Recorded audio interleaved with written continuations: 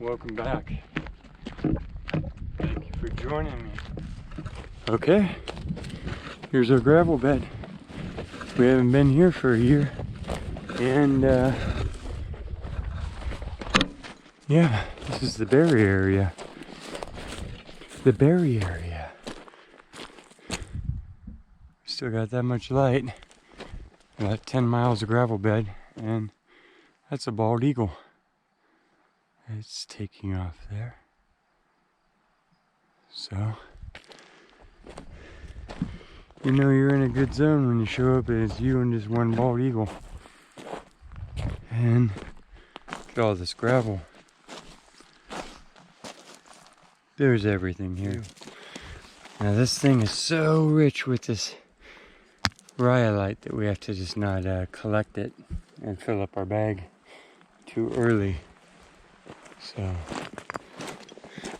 just gonna move this way a little bit and then we'll come back the other direction. Of course, because we have to. I already went back once for the, oh, bug in the face. Oh, but the painted rhyolite here is so nice. Calling it painted rhyolite. Ah. Well, yeah, each creek is its own different mix. So, I only brought one camera, the GoPro, with me.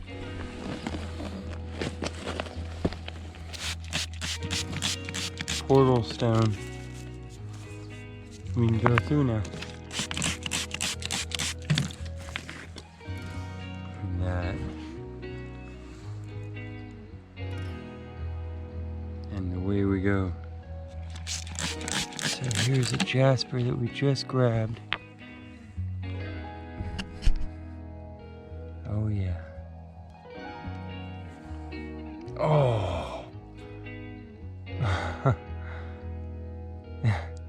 That might be our cutter just because of all that. It's fine detail, but that's what I'm into.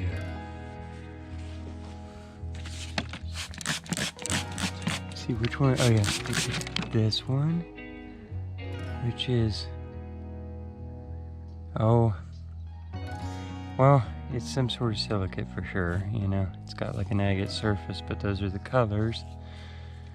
I guess we could grade it into some sort of flint or jasper or chert. What are you that's so green there? Let's spray that next. This is one of those gravel beds.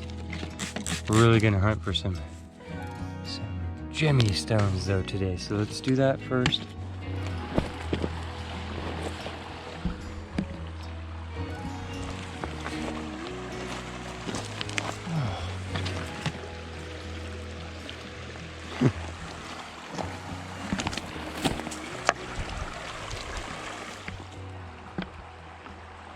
That's one of those brachiated jaspers, but it's gone.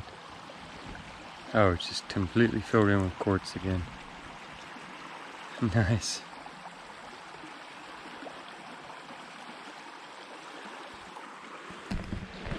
I don't know that I'm going to pass up every one of these because some of them just have that. Look. One's the ledge. Looking out over the mountain range.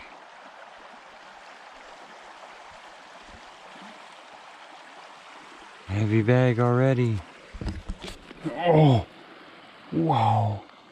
We must be in a strip of goodness. 1, 2, 3. Oh, okay. Take the bag off. Wow. Wow. Okay. Let's look at this one first. Oh, Nice. Oh, these look so cool cut in half. Oh man, lots of awesome patterns in that. Little druzy pockets. Yep, this is one of these Pewter Creek, Dry Creek area, Middletown, Cobb Zone. The softer sedimentary all eroded away. That's a nice sized chunk. In the bag you go. Now the next, let's grab this out of here and see what's going on with it. Oh, those are all crystals. Oh, dude, we gotta keep our eyes out for crystals now. I mean, you always do, but no, these rocks up here are forming some crystals. Those are all beat to heck from being in the creek, but those would have been some big old things. So this is a big gob of what you could almost call a pure white milky agate. And it looks like quartz from the outside, but I have cut these before, and they have huge complexes inside them of lines going in every which direction. Let's see if I can give you a glimpse of that.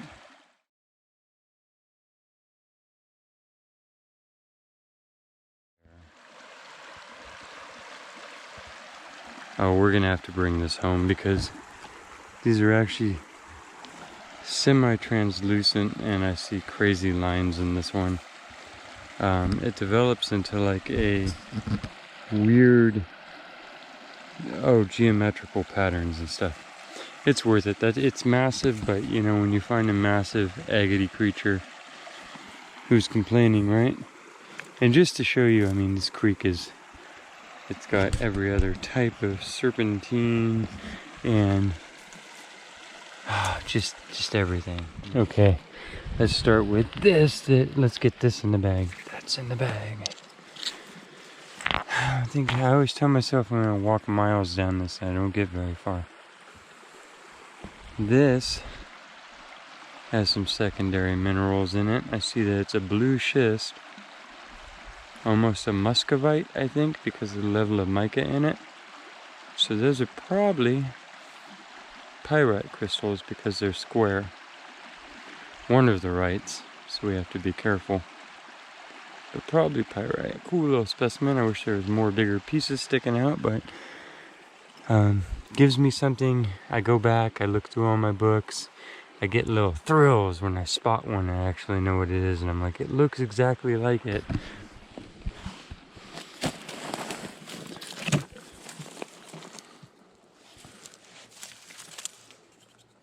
Piece of old ceramic.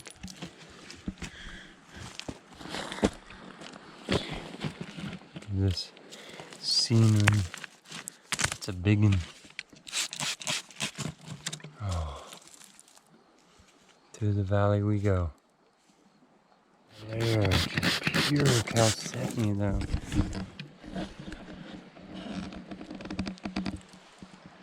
Oh, look at that.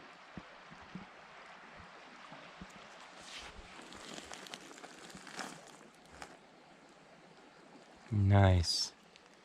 Looks like it actually has some cool stuff going on with it. Spray this and show you. I feel like we're gonna have to come back here for a bucket of scenery rocks. Like that. That is so awesome. Look at that. Boom. Oh.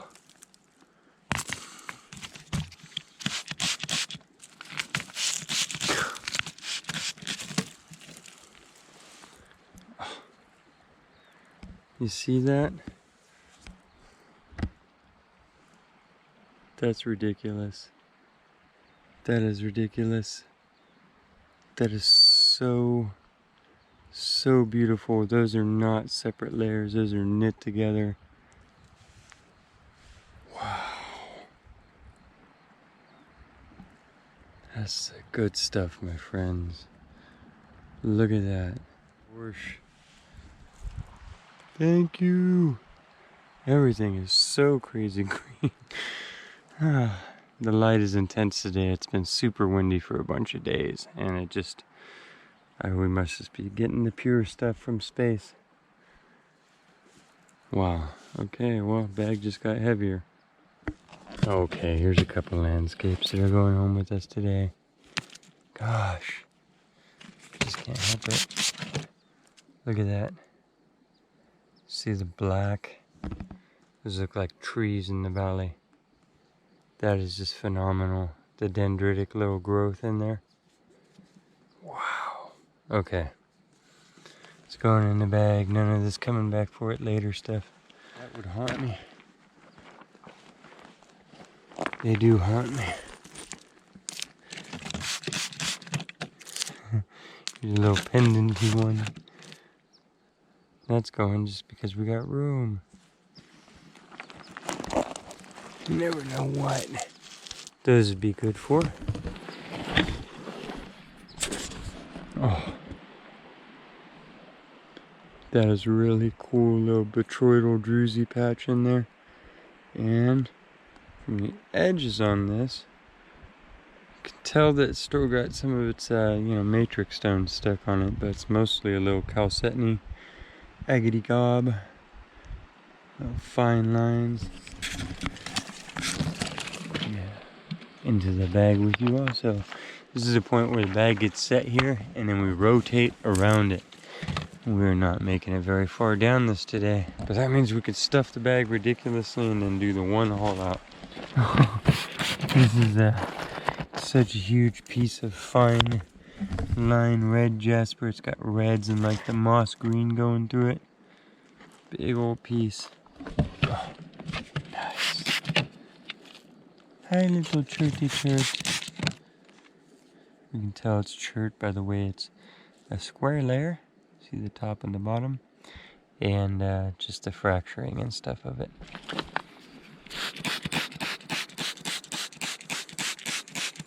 That one's really fun because it's long and tall, like one of those Japanese silk mural paintings. Be fun to cut and lay open. Oh, you seeing that? Look at that one. Oh, it's already like a little flat disc. Oh. Fun. Slayer them. Gosh, love these zones, right? This is where it's the big gravel bed, but then a current has come through and torn this open. And you can just tell not a soul has walked here. Jasper here coming in big, almost natural towers. See how it's breaking long and skinny. So as it crystallized, it ended up with that. You can even see other faults that filled in running down it, but it just has that pattern where it's breaking into long pieces.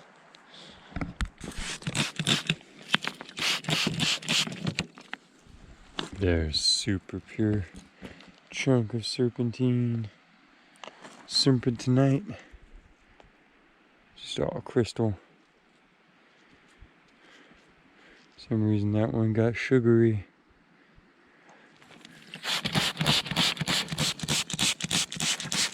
I think I found one of these that I'm gonna bring with me.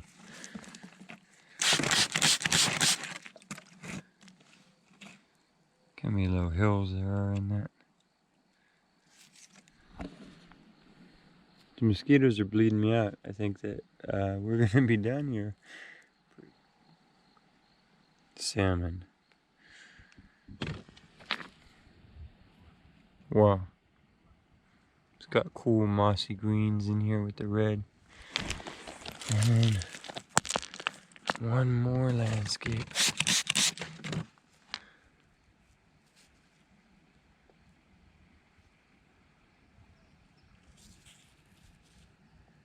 Oh man. We're not bringing it. The bag is gonna rip off its things here.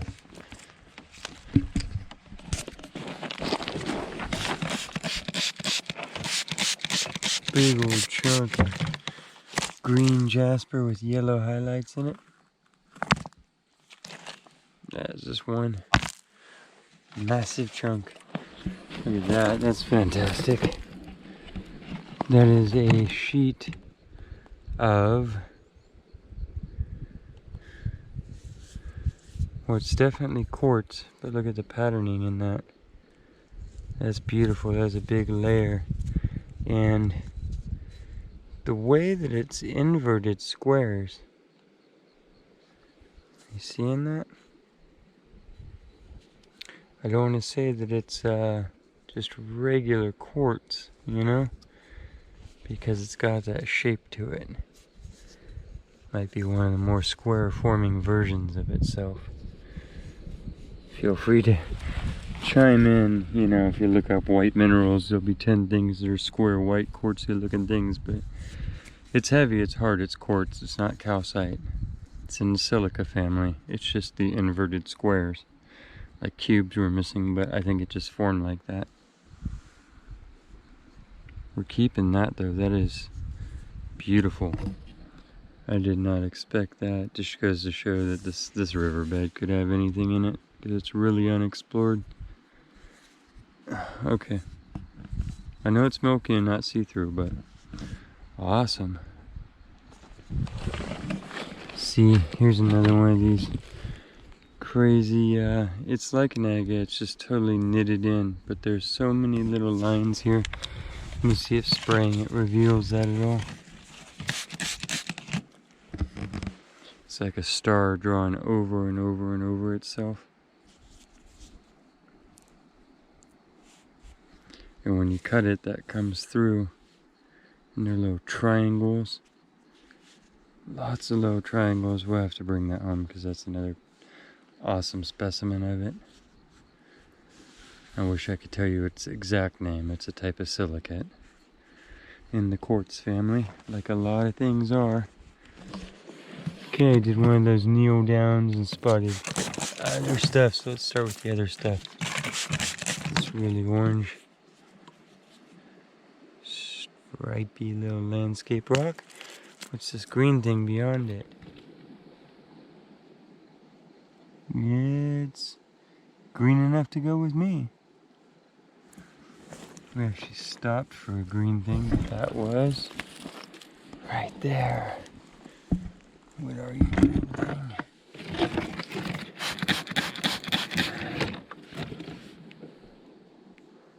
You're beautiful. You're a little chunky. You're mixed with some in there. I'm calling this one a chert because I think these are like clay layers mixed up in it.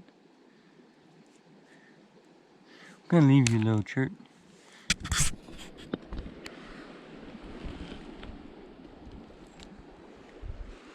Now that, no, that still looks quartzy too. It's just eroded out of like a shale probably, and it has left just the patterns of where it's stuck into the rock. Wow. What? Look at that one. These landscape stones are far out. Look at that. And then the dendritic. Okay. And we have a little moth. I don't know if this is picking it up, but it's our pet. It's staying with us wherever we go. Hopefully I didn't pick up its favorite rock. I'm like, it likes me. It's like, give me my rock. You know what that is? That's a massive one of those. It really is. That's a boulder of that stuff. Oh. Jeez. Okay. Yeah, we must have been where there was a large deposit that eroded out.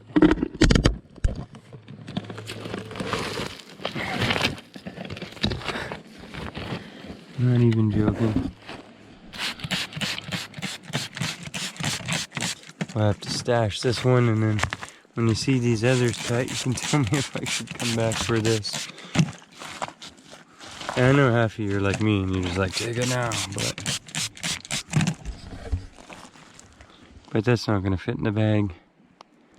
And that has the pinks, the oranges, and the whole thing is just an incredible matrix of those fine little triangles all growing together, all going through it. Try and hold still and give you some close-ups. That's what's making that pattern on edge. And then everywhere where it's at the right surface, you can see through to it. And the whole thing is just a gob of that. Just needles and needles forming triangles all melted together. Oh. Yeah, right. Where we're going to leave this, where we'll come back to. Good luck with that. They are out here. Our light is fading. It's okay.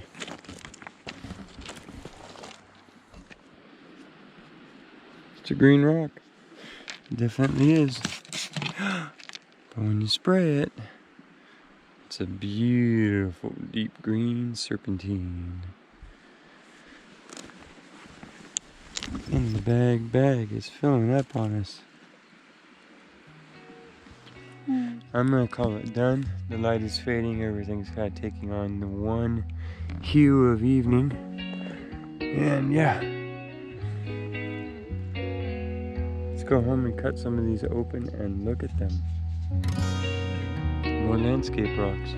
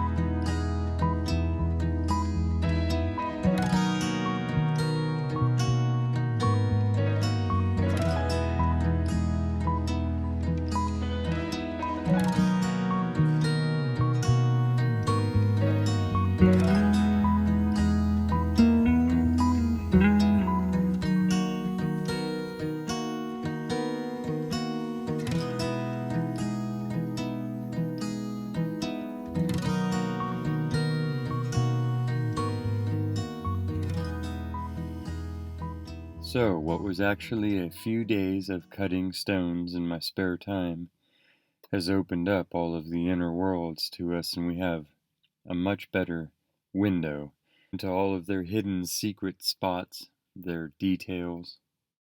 A huge variety just in one creek bed. These that I'm calling agates, and they are just layers and layers and layers. You can see the different water lines and growth in them. Their crystal growth, the development, the habit at which the crystals developed inside of these stones is really unique. I'm sure that there's somebody who can describe it way better than me. It's almost gone into like a marble form, and you can see all of the little blades that have developed. It's very blade-like, not in a star pattern, but crisscrossing through each other, and then the blades themselves look to be actually filled with druzy that has stitched together water lines, forms of what I'd call an agate itself, but then you can also see botryoidal rounded shapes in some of the other material. The shape, the habit at which these crystals formed and grew inside of here is definitely going to be the key for identifying it. And if anybody knows right off because they've seen this a whole bunch, feel free to chime in the comments below every time that something is properly identified on this channel or any other channel. It helps not only me, but all of the future viewers of the video as well, as they will be watching it, and then if they read in the comments below and somebody else has added in that information, then it helps them. So it's always appreciated.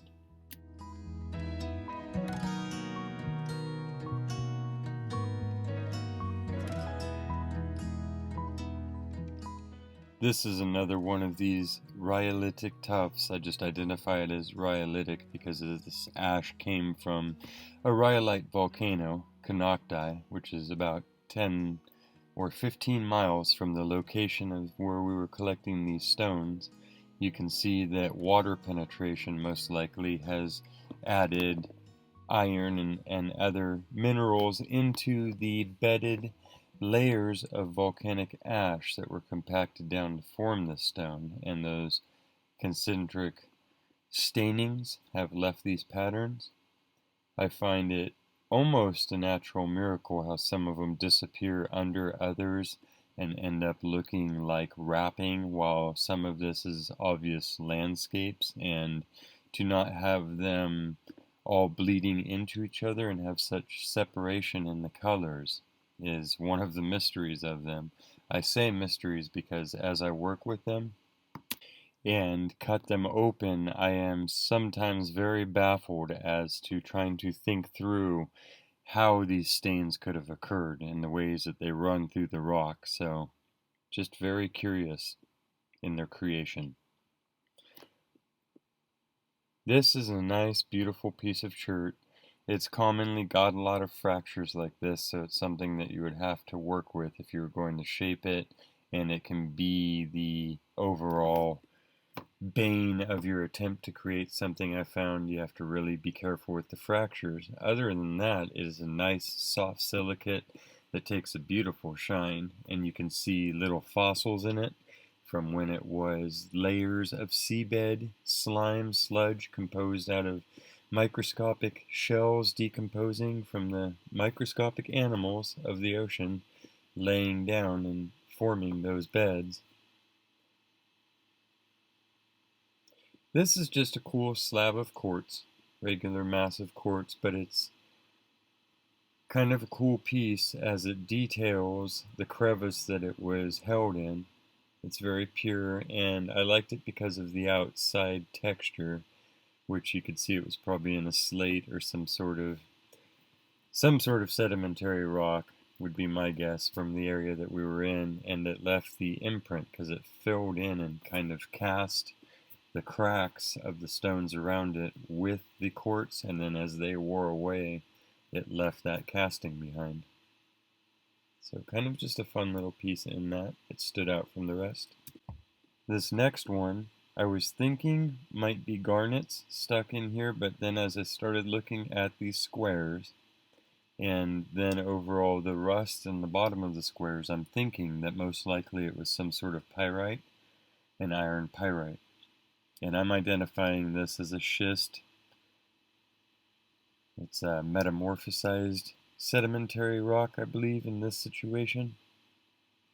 You can see the little specks of mica in there, and then the overall waviness of it from where it was cooked and crushed. This is a piece of jasper. I really like the colors in it, so it's in the chalcedony family. It's non-translucent, so it's going to be cast into the jasper grade. It has some chalcedony running through it. You can see the fill. And that's not actual moss agate inside there, although the green of it does kind of give the illusion of a Spanish moss. The pink might very well be a feldspar in this. Here's another piece of what I'm going to grade as a jasper, which you could almost call a mucolite. Correct me if I'm wrong on that, but just the colors. It's the pink, tan, and not an banding, but kind of a painted out, layered version. And then it's of course been broken and filled with nice solid quartz fill in all of the fissures and cracks. Looks to be pretty stable. These are pieces of serpentine. I really do appreciate collecting serpentine from riverbeds because it can be very soft and non-stable material, so when you find it in the riverbeds it tends to be bounced along for quite a while and turned into a nugget.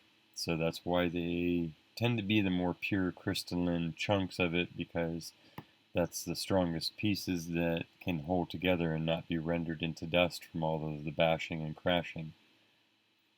This piece, it's, I find this a lot with the serpentine. I'd have to put it more in a rhyolite silicate. It could have baked pure into some sort of common opal, opalite type of creature, but it just, it's got more chalky materials to it. And then it has the same sort of characteristics as some of the serpentines as far as the materials running through it and the patterning, but this piece was just, it's got a cool overall look to it when it was cut and wetted down. It's light, and its hardness would have to be no more than a 4 is what my judgment on it would be. You can see some of those straights in there really do look a lot like some of the same minerals that occur in serpentine. So sometimes the serpentine can age or just be red itself, but definitely when it's exposed, it turns red to oxygen, some of the forms of serpentinite. This is another piece of serpentine. It is very pure, more crystalline form.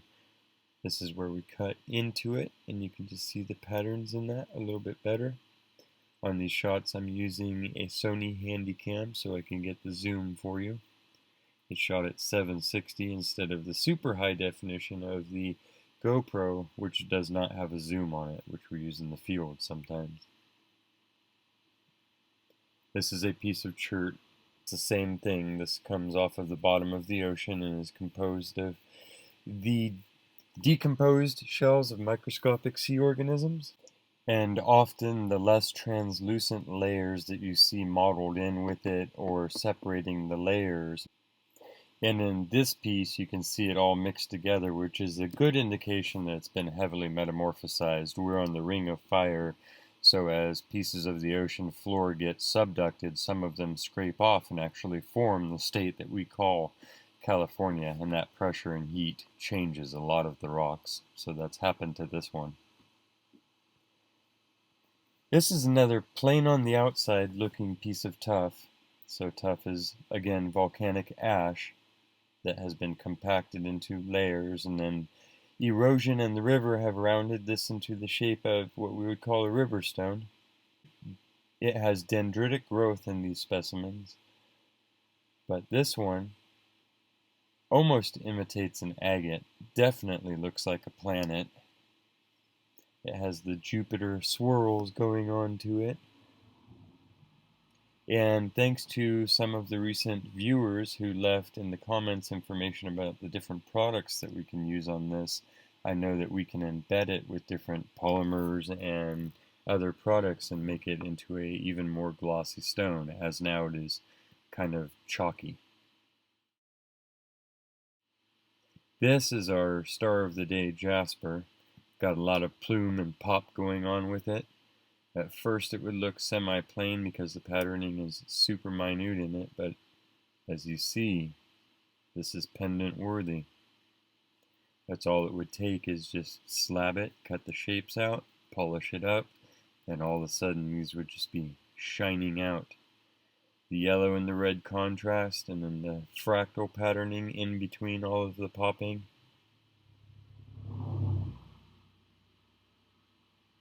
Very bright yellows, nice developed browns in there, and very stable piece. This is a cross section that we cut. Not a whole lot of actual fractures. All of the lines and fracturing you see has been long filled by chalcedony and quartz. This one has agate look to it.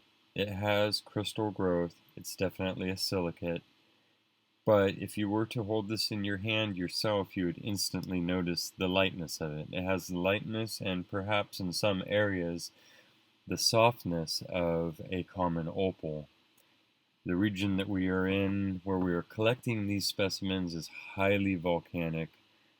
It has lots of hydrothermal activity, some of the highest levels of that going on in the continental US, and just lots of push-up, lots of different things mixing together. Remembering that a stone is a mix of minerals that can just be composed of so many different things in one single piece. I think that's what's going on with this. We have really chalky material. We have so many different colors. And then, of course, we have these pockets and veins running through this whole thing, which is obviously microcrystalline quartz silicate that has formed water lines, has formed little agates, and then inside of that, Drusian crystal growth. But then you almost have plume, and remember that the overall weight of this is plasticky when you're holding it. So I'm going to leave this one to you to define. I'm just going to call it a very mixed, modeled up chunk of common opal mixed with quartz and agates is basically how I would define it. And then in that you could definitely describe all of the different minerals that are occurring here, and I don't know what they are. So, but seeing as how we do details, I thought the details on this one were amazing. The overall kind of chalkiness of it and the non-translucent nature of it from the outside, and the general, it wasn't super bright colors or anything, makes it a less attractive collecting stone. But I have been cutting into these that look like this from this region, and I keep finding pretty awesome things on the inside. So this is another one of these, what would look like an ugly milky agate on the outside, except for, again, cutting into the different stuff in your area will clue you into what's inside. That's what it looks like on the outside. At some point in the past, I sliced into one and realized what I was looking at. So now, each little chunk that I find, I know there's going to be hidden surprises lurking inside. And that's kind of a thrill. Like how a thunder egg or something is, or any rock, basically. They're all a little exciting. At least for me, because it just seems like there's constantly something waiting, no matter how plain and ordinary the rock. Just like looking at things under a microscope or closer up. When the details are actually revealed, we find everything is a little more beautiful and a little more interesting. And that's kind of what we're trying to do here on the quest. So thank you for joining me on another wander, explore, and a slice open From here, some of these you might see in the future in different videos. If you want to be alerted to those videos, please go ahead and subscribe. It's a big boost to the channel. Trying to still grow the numbers and grow its strength and get more of these videos out there to more people. That definitely helps with that. You just click on the little red subscribe button. It's totally free. And there's a little bell next to it. If you hit that, then you get a little notification that says I put out another video. And the like button, if you liked it, that's a good honest way of letting me know and letting YouTube and everybody else know that you liked it. Other than that, once again, please take care of yourselves, and if you get the chance, take care of each other.